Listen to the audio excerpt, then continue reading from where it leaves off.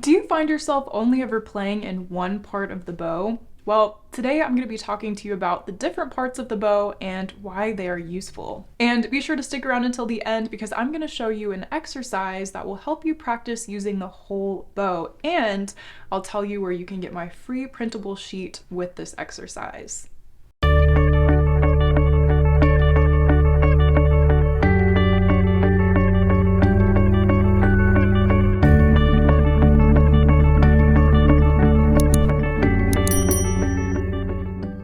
Hi, I'm Lauren, a professional violinist and fiddle player currently living in Nashville, Tennessee, and I help thousands of people achieve their violin and fiddle goals. If that sounds like something you'd be interested in, consider subscribing to this YouTube channel. We'd love to have you here. When I see people getting stuck in one spot of the bow, it's almost always the upper half. And while this is a good starting point for beginner fiddlers, as many tunes can be comfortably played in this region, you don't want to limit yourself once you start getting into more advanced playing styles. Now, since we're specifically talking about fiddle styles here, the frog is an especially useful part of the bow, and that is all the way down here at the bottom. It's especially useful for things like chopping.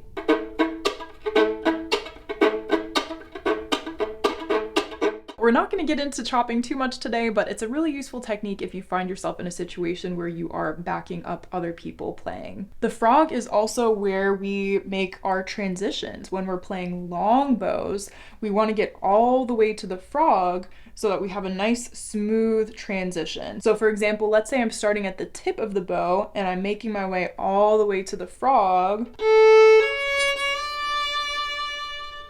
Right, so we're getting all the way to the frog just to give ourselves plenty of room and a nice smooth transition. And I know the frog can be an uncomfortable place for some people, especially if you're used to mostly playing in this upper half region of the bow and you're sort of limited to that section, but that's where exercises like the one that I'll show you later can be really helpful for getting you a little bit more comfortable with playing in the lower half, especially the frog. And if you look at it this way, you'll really get your money's worth out of your bow. You'll be using the whole bow instead of just one small part of it. Okay, now let's talk about the middle of the bow. And really I'm talking specifically about this middle third of the bow. So this is where pretty much anything can be played. And if you're watching this video, you're probably already playing there as it is, as it's really the most comfortable. It's the most flexible part of the bow as well. And this really goes for all levels of fiddlers, no matter where you are. The middle of the bow is a great place to play. There's a lot of flexibility, there's a lot of range there. And like I said, you're probably already playing in the middle of the bow quite a bit, so we won't spend too much time talking about it here today. Okay, now let's talk about the tip of the bow. So this is a helpful area for shorter bows, shorter notes. And this is something that doesn't show up as much in fiddle tunes, but if you ever find yourself doing a tremolo,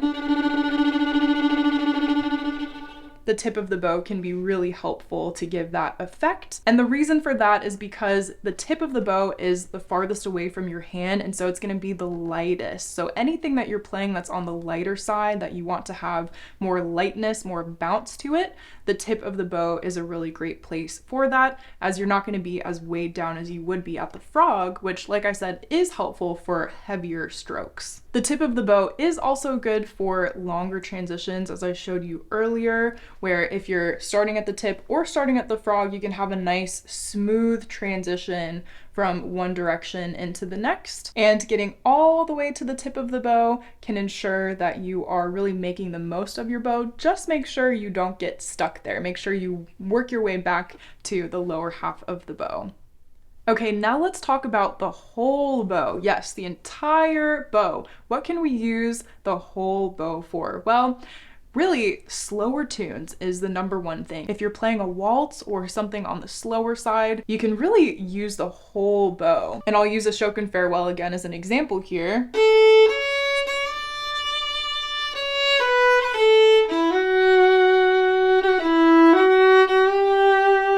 Just gives us that nice strong tone, and also if you're using the whole bow, you're gonna look a lot more confident as a player, and you'll really look like you know what you're doing if you're using the whole entire bow. So slower tunes in general, waltzes, also using the whole bow can be really useful for things like slurs. So if you're slurring a couple of notes together, or even multiple notes,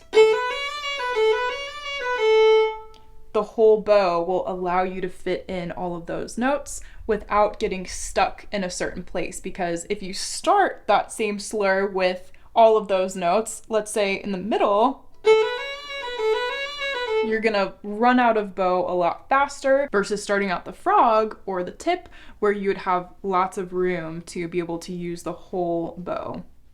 So those were the reasons the different parts of the bow are so useful and why you should be utilizing the whole bow.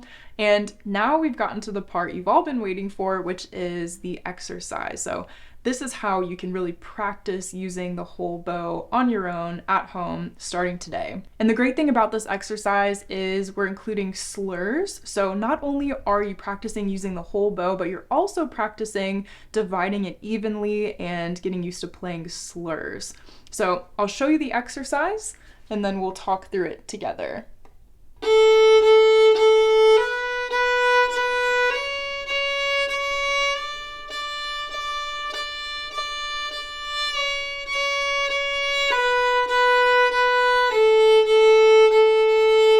So what I did there was I started at the frog, and on a down bow, I played 3 open A's, and then I slurred into a B, I played 3 B's, and then I slurred again to a C sharp, and then finally D. And we're continuing that same slur pattern, same number of notes the whole time until we get to the very tip of the bow, and on the way down, we're gonna repeat the D going back toward the frog. So the idea is whenever you reach a new note or whenever you slur, you want to be slowly pushing your way, working your way toward the tip of the bow. And then on the way back to the frog, you're gonna do the same thing on those up bows. You're just gonna give it a little bit of a push.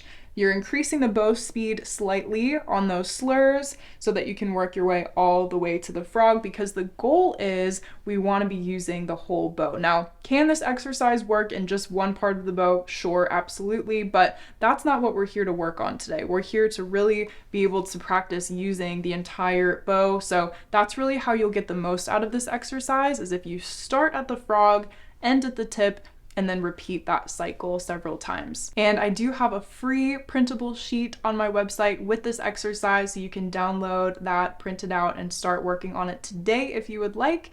And hopefully you'll start to feel more comfortable using the whole bow. Well, thanks so much for hanging out with me and watching to the end of this video. If you made it this far, leave a thumbs up down below and leave a comment of what your favorite part of the bow is, if you find yourself getting stuck in one particular area, and if you plan to use this exercise to help with that. Thanks so much for watching, and I look forward to seeing you in the next video. Happy practicing.